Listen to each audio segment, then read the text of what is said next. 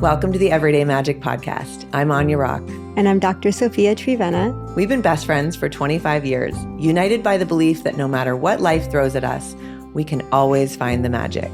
Join us every week as we dive into our most intimate conversations about sex, money, intuition, and building our company, Sofanya, a merger of our names and the best of us. All right, welcome. Hi, Goddess. Hi, Goddess. We're back. I'm maybe excited about this episode more than I think we tried to stop and then we just couldn't. We have so much more alive to We were finishing a whole day of shooting, and then when this whole topic came up, and it's the single only topic that's come up at this time of day that had us actually go, wait a minute, it's not time to go home yet. There's more here. There's more. So do you want to introduce the topic? Because you introduced this topic to me. I was blind. You made me see the light. So why don't you Taylor Swift brings the light. Tell the world all about her. Oh, I love her. I mean, I am Team Taylor all the way. Okay, so I knew nothing of her. Clearly, I knew nothing of most things in America in general. Right. And then you were in my car with the top down. We were driving down to Ecstatic Dance on the beach in Los Angeles and Venice Beach. And you were like, I'm going to put on Taylor Swift. And I'm like, why? And you're like, let me tell you. And then you proceeded to give me, like, is it called anthology? I don't know. The anthology of her complete progress. And my jaw dropped open. Then my friend Krista came to visit from Hawaii months later. And I was like, have you gotten into Taylor Swift? She's like, no. She's like, are you a Swiftie? And I'm like, I've become a Swiftie. And I gave her the anthology and had her sit in my living room and play the songs that you played me. And she also got hooked. So I'd love you to do that for our people. Well, I was introduced, like all good mothers of daughters, I was brought into the Swift fold by my daughter. Of course. Although I remember vaguely back in Chicago kind of being like, do you want to go to a Taylor Swift concert? Like, I really kind of wanted her to like Taylor Swift, and there was a long time when she didn't. So I was excited when she decided that she was a Swiftie. She was into Taylor Swift, which of course meant we had to go to the concert. And there's a thing that happens with teenage girls, which is that, or at least mine, when we get in the car, Taylor Swift goes on, and that's what we listen to wherever we're going. And we live in California. I spend a lot of time in the car. And so I started listening. I think it grew in intensity as we got ready and thought about the possibility of going to a Taylor Swift concert when she was on her world tour, which was the Eras tour, which really was her anthology. Right. That tour was the anthology of her work. Right. In the land of Swifties, there are there are Swifties with way more factual details, dates, times, interactions. I mean, the Swifties go deep. They can read the lyrics and be like, write 10 blogs about what the lyrics actually mean, which boyfriend she's talking about, what reference, what line references, which relationship. They go deep. I have so much respect. That is not me. But I grew familiar with her music and then got to experience her in concert and was blown away. She is the real deal. She's an incredible performer. I have so much respect being a performer myself for what it takes to be on a stage and hold the attention, be in your craft, be in your excellence. And she really does for 3 hours plus. She is captivating. She is singing. She is in full energy. She is in her magnificence. And to me, and you, I know you know this, you feel this too, like she is the embodiment of the divine feminine. And that's why we're talking about her today. We were like, she really, that's the codes that she's radiating out. We talked about you going to Avalon and getting codes of what came before. Her songs do that. Yeah. She's broadcasting And it. I'm so glad having a 14-year-old daughter that she is someone I think is an incredible role model for my daughter. She is successful. She is business savvy. She is, she has gone on the journey with many relationships, but has returned to her sovereignty. She has had, really public moments that have been devastating to her. She's gone away and reinvented herself, recreated, come back with poise, with momentum, with a real strength.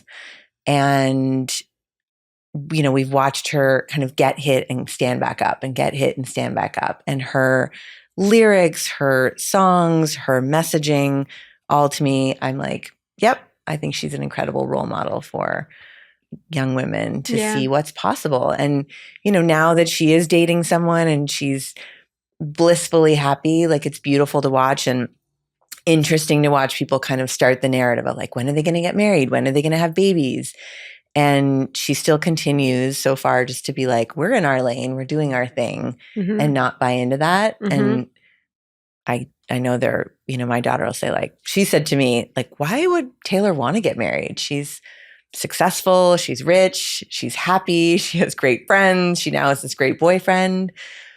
I'm like, I don't know. That's a great question. Let's talk about it. You know, why is that sold to us as being the thing that every woman wants? As, okay, now she's finally married, when by all other accounts, she has a beautiful, full, and successful life. Okay, and I'll take that even a little bit step further. Great. Okay. So we often are like, marriage isn't the only thing. You can be a successful businesswoman like Taylor. You can be successful. What if it wasn't even successful? And the reason I bring this up is when I was in Egypt, I ended up meeting the woman who's the head of the magazine, What Women Want. It's the Cairo feminist magazine. And she said that in Egypt, there's a phrase that says, when are you going to be happy? Meaning, when are you going to be married? And so she made a whole poster campaign that was like, when are you going to be a manager? When are you going to be a CEO? When are you going to be? And I was like, how interesting. What gets replaced for a woman's happiness from marriage is her work. Career. I'm suspect of that. Is it purpose? Purpose for sure. And is purpose often tied to our... It's been forced in the global political economy that we've created. Yes, they've been co-opted. But purpose can be motherhood. Purpose can be dancing. Purpose can be resting and meditating. Purpose is fulfillment. It's the authentic expression of you. And since we have to make money often, I'm not against that either. Yeah. Like I definitely am someone that has had needing to pay my bills every month be the motivator for me to step into ever bigger shoes and never give up. Right. So it's been something that is been my purpose and my money have always been merged into oneness ever since I left IBM at 30. That was the only job I ever did that I was like, what am I doing? Like, but it was great training and great experience. But like every other thing has been an expression of my purpose through business.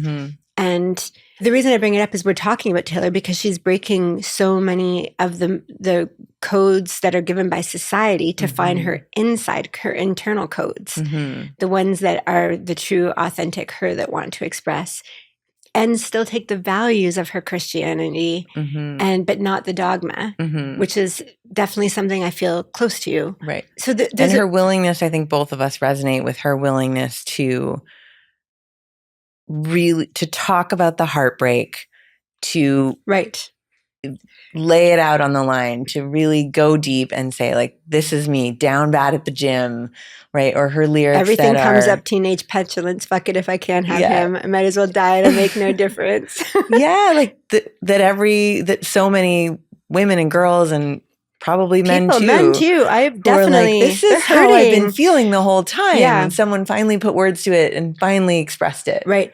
You know, the 10 years I was in this, like really leading the sustainability movement in Hawaii, one of the leaders, all of the leaders, when we'd get together, we spent 50% of our time talking about the next policy, the next thing, you know, and we spent 50% of the time, how's your heart? Like, how are you doing in your relationship? And that's why I wrote 2 books back to back, The Power of the Divine Feminine in Business and The Power in the Divine Feminine in Intimacy. Because they're so entwined as who we are, how we express, where we get supported financially or energetically, sexually.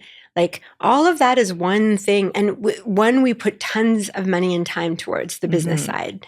the money making side. Very little do we put time into how much energy are we draining. Mm-hmm. Like if people feel like they can eat this power bar and get an extra few pounds of muscle, Mm-hmm. they'll do it to optimize their body. Mm-hmm. Do we think about the amount of energy that we drain out on relationships that don't get talked about, that gets swept under the rug, the heartbreak? Mm-hmm. That one song that she sings about, I can do it with a broken heart. I hit my marks. You know, even though like I'll perform and I'll be up there and you'll all be cheering for me and my heart is absolutely broken. And everyone has had that experience and no one talks about it publicly. No one is allowed to say, I need a week off, my heart is broken. It's a real energy drain. It's if there's anything, you know, draining the power of the economy, it's heartbreak. What else do we love about Taylor Swift? I love her writing. I think she's an incredible poet. She's and a poet. writer. Yeah. We both love poetry. Yeah. We've both written poetry. I love when I watch her interviewed. I think she's very self-reflective and aware and conscious. And I think it's been beautiful to watch her step into herself as a public figure and to see her speak out on things and to watch her in interviews like grapple with what it is to be a woman and then what it is to be a woman in the public eye and the things that are expected. You know, she talks about being gaslit, you know, the term for having an experience and someone saying that experience isn't true. That's not actually what's happening. And she's like, wait, but it is. And that diminishment of her experience as being a woman in the world has felt, you know, very important. And then she's able to express it and then she writes about it and she shares it. And then other people get to go, oh yeah. I have that experience too. I think she's putting poetry and an emotive journey through the music and her lyrics for all of the women struggling with the things she's struggling with. And that's being dismissed. That's saying that your accolades are not earned. That's saying that you are meant to be silent and stay in your role and your place. When she gets on stage and says, I've been slut-shamed for doing what any 20-year-old would do, she's basically saying what Mary Magdalene probably wishes for the last 2,000 years she could say. I've been slut-shamed for being a woman that was empowered and independent and was a teacher to the men. Yeah, definitely. I think she's like the icon of our time that has reminded women like this is totally okay to be out living your life and being embodied and having these sexual experiences and having these heartbreaks. And she really took the path of trying to conform for a while. She, you know, in her documentary that we saw together, she said, you know, people would say something negative about me and I just stop eating to lose more weight. And I wouldn't get that album award. And so I just, you know, doubled down on working till I couldn't walk. Like she was just really hard on herself. And I think that's also really relatable is that when you feel that you're supposed to be this big star. She had that code inside of her. Like she's the mighty oak of the acorn coding that she always had, right? So part of her always knew she was going to be that big. That's inside of her, wanting to express. And she wants to be accountable to it. Much like a mother wants to be a good mother, or any task or expression we take on, we want to do it really, really well. And the amount of pressure and the perfectionism and the scrutiny and the can I please my critics. Like she didn't have a Brene Brown book to pick up when she started in this. Like we now have that. I didn't have that when I was younger either. That says, you know, you're not valued for just your performance and your perfectionism. You're valued for the truth and authenticity of the journey. And she carved that out, I feel like, without anyone telling her and modeling that for her. Right. Have you ever heard of who her role models are? Has she ever mentioned role models? Yeah, she has. I couldn't name them, but yes, she's definitely spoken about other artists who inspired her. Great. And, you know, her respect for the women, even her peer group, right? Which I always think is... Does she have a sisterhood? I don't know that part.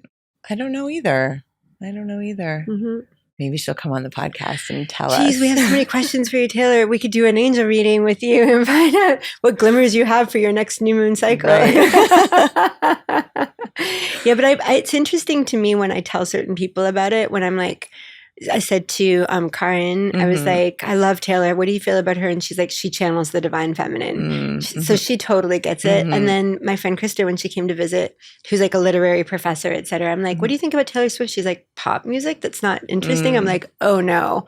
Right. Let me tell you. Sit you down. Let me sit you down. She literally sat down on the couch and she's a dancer. She was my dance teacher for 3 years. So she knows music. And I was like, this album, you know, like that moment when she was on stage at 17 or 18 and she was getting an award and someone came and like pushed the mic away and said, you know, you shouldn't have won this award. And then she's like, they said horrible things about her and she makes this whole album. What was it called again? Reputation. That's the response of like channeling the pain and the poetry and almost taking on that persona they gave her to work it through herself. Yeah. Like she almost took it on to get rid of it, which a lot of us do. We take on the scarlet letter. And then she came, and then that whole, so each album in the Eras tour, each album has colors and themes and iconography. And in Reputation, it was the snake.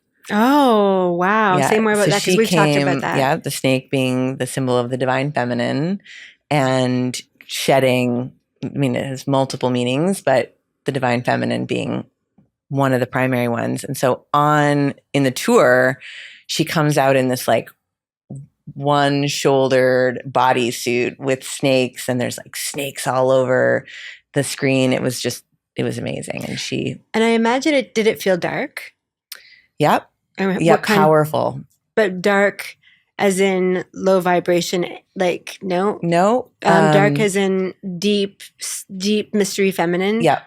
Ooh. Yep. Deep as in, and I believe there was a reference to her being a snake. Again, I'd have to go back to the Swiftie archives of who said what, but there was some, and she kind of said, okay, I'll claim that.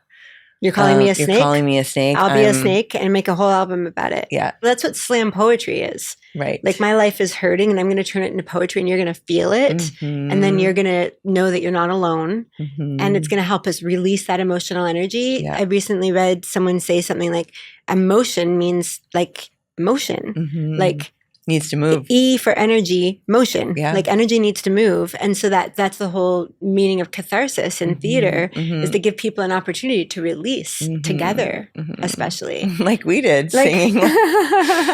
So singing at the musicals. We didn't get to see Taylor last night. I know. But we did get to go to front row, Neil Diamond. Yeah.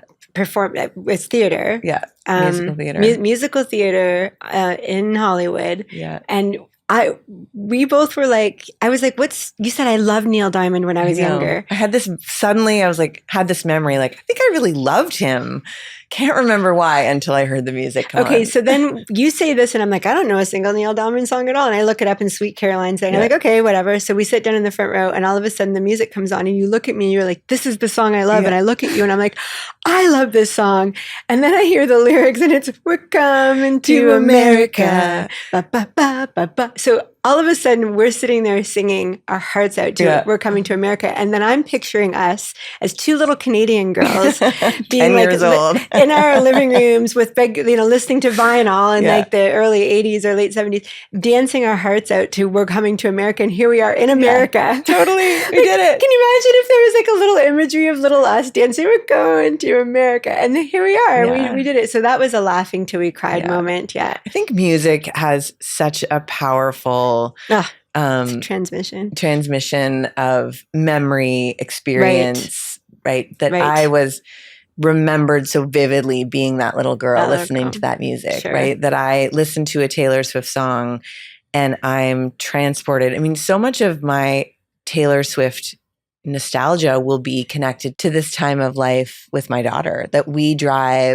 listen to the 10-minute version of All Too Well, which, by the way, they call a crash out song, which I thought meant like crash out on the couch, listen to music. She's like, no, Mom, it's when you're so angry or you're so upset, you would crash the car. No way. Oh, that's a little different. Right. Yeah. But it's like the emotion is deep and strong and the volume is up and we are belting. Right. And we are in full. I don't feel like there's a lot of permission for that in American culture. Yeah. Well, our car rides are emotive. Amazing. Yes. I mean, we will sit in the parked car in the garage listening to the rest of that 10-minute version. And then look at each other in your eyes with a deep knowing look and get out and go back into the 3D world. Yeah. You guys go 5D. Yeah. So for me, those, I really feel like that's the power of music. That's the power of these iconic artists that bring.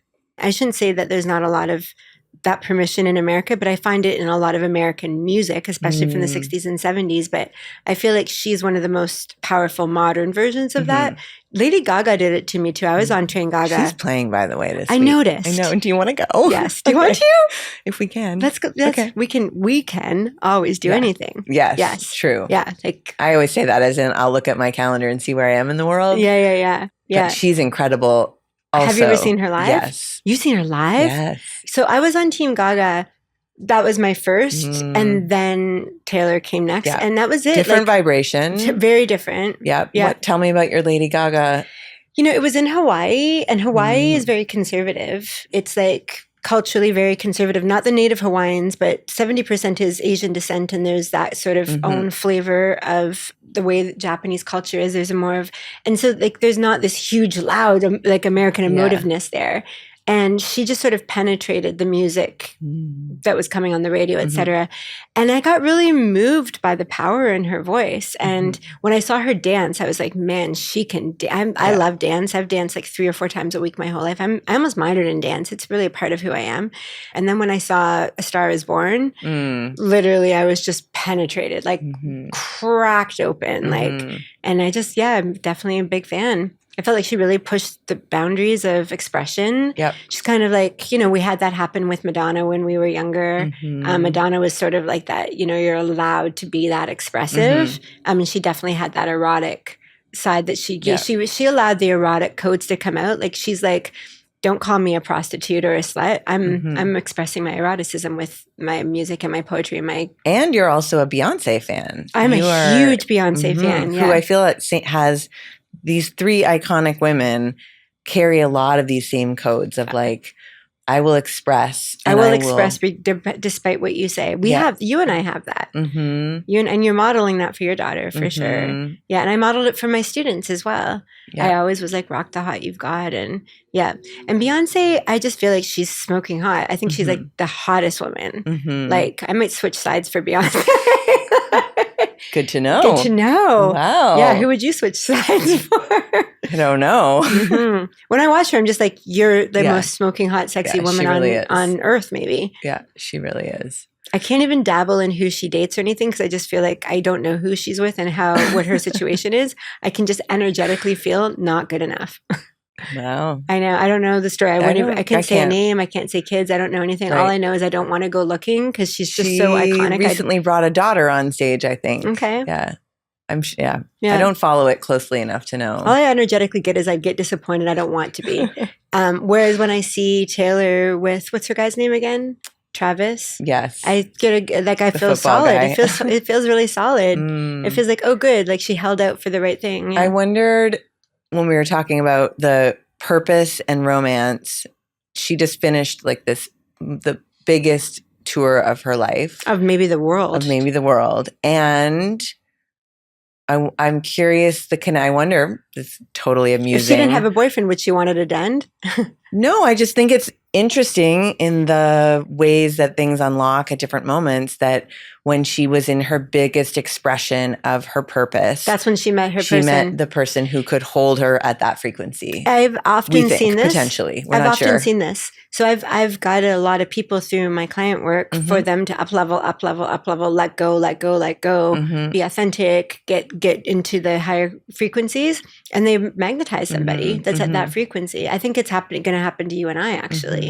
And I notice I talk about it through the podcast or my newsletter. I'll talk about, there's a round of men around me right now and dating, and then it'll all go away. And then I'll do some massive up leveling, and then another round come around, and they don't have that thing that all of them had, right? You had it just before you went to Avalon. You met 2 men that were not great in the same way. And you were like, what is this? And then you went and got really sacred at the sites, and you came back and those men are not around anymore. Now there'll be a new round of men. Right. That's how it's been going for me for decades. Yeah. And they show me sort of like where I'm at and what I'm willing to participate in. And then I have to go, where am I participating that in my life elsewhere? And until I take care of that, I don't get a new frequency of partner. Right. So she's at the height, he's at the height, and they come together. And I think that's, and it doesn't have to be that you're both at the height to come together, but I feel like you're both in the same place. You could both be just got divorced and you're messes, but you get to do that journey together. Yeah, it's very interesting. There's many different ways of doing it. There's really something to it. I think my memory is that he gave her a friendship bracelet with his number on it. He somehow snuck. He asked someone to take her a friendship bracelet with his number on it. Because her thing is the friendship bracelets. And I'm wearing the friendship bracelets now. It's a line in one of her songs. Get the friendship bracelets. And when you go to the concert, I'm still a little bit sad we never flew to Vancouver for that we were in big debate really about, really close. But all the girls spend weeks making friendship bracelets. That's beautiful. And then exchange them. That's beautiful. So she's like literally encoding sisterhood. Yeah. And relationships instead of transactions. You're not selling them, you're trading them. Right. Which is on my principles. And you'd be like, oh, you have this one? Oh, can I have? And they like armfuls of bracelets. Right. That they've worked for weeks on. Right. Yeah, it's really beautiful. Yeah.